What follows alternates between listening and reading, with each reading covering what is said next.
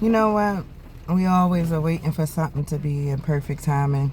I've delayed this video so many times because I want everything to be perfect. Oh, I don't want to go on screen because maybe I need to have this in order. And God just is pressing me to get through this. But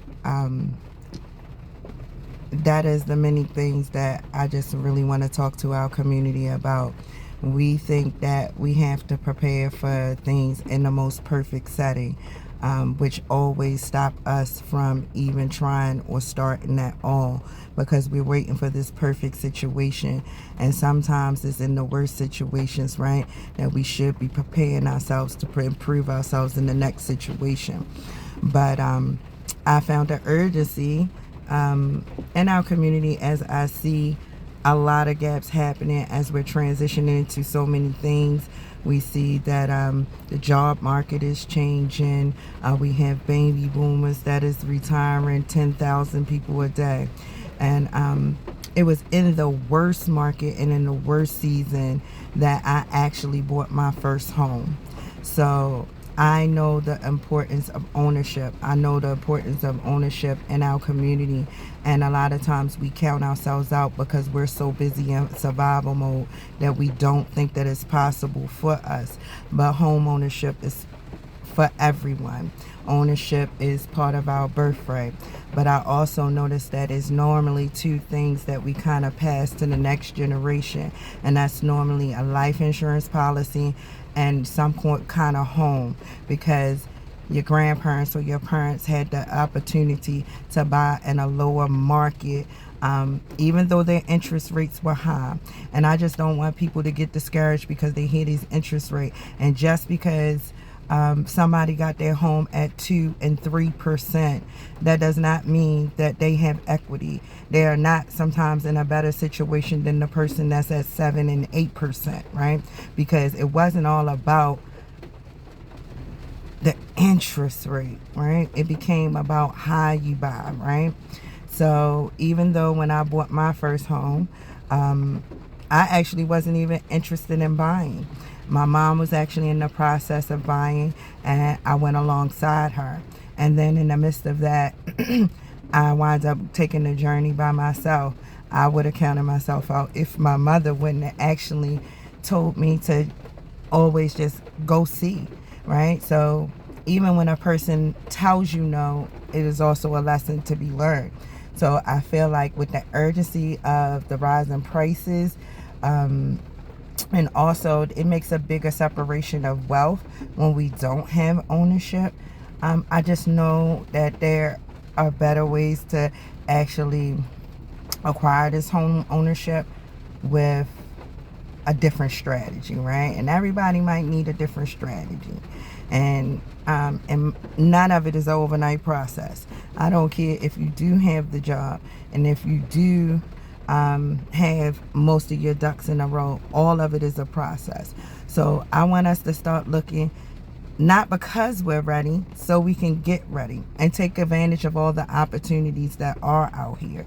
And there's so many ways that you can strategically actually buy a home in an economical way with different strategies that fit you, right? And so many programs, so many grants that you can actually stack and make the plan strategically for you that works for you. And that means the veteran. That means the Section 8 recipient. You know, I was on Section 8.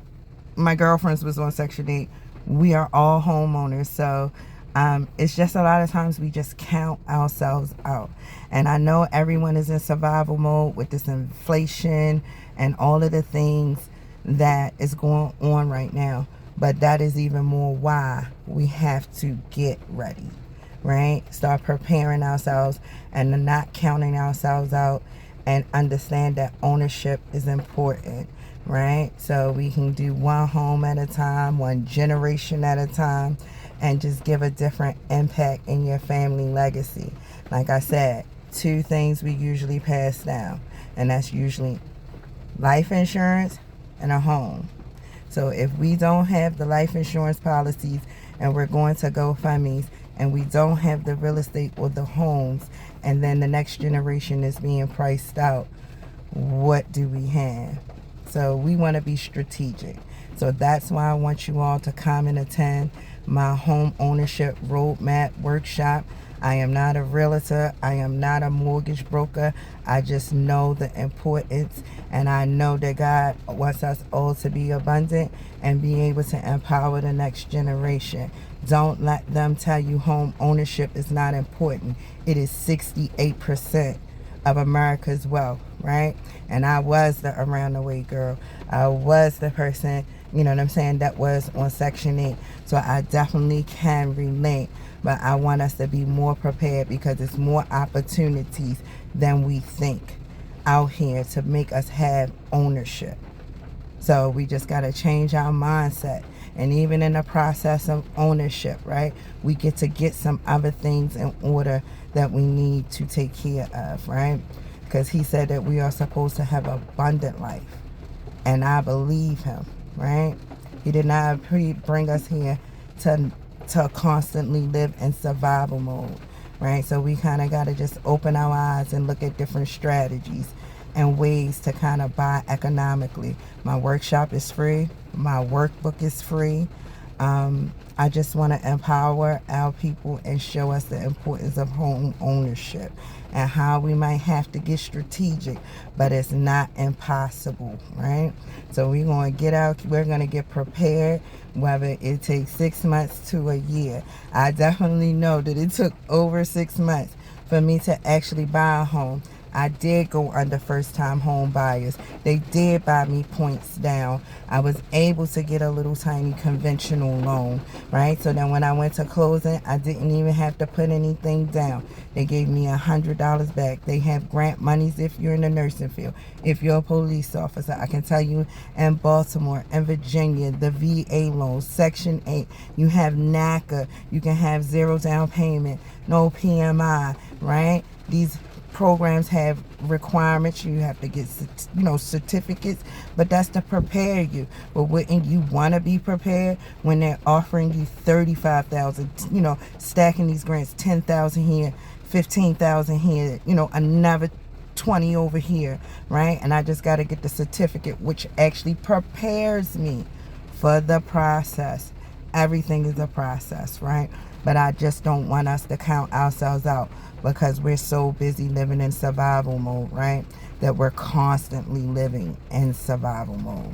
So I want you to come join me for this workshop, but I will be giving tidbits. I want to kind of just keep us educated on every side, whether it's, learning about our DTI, making us more prepared that, guess what?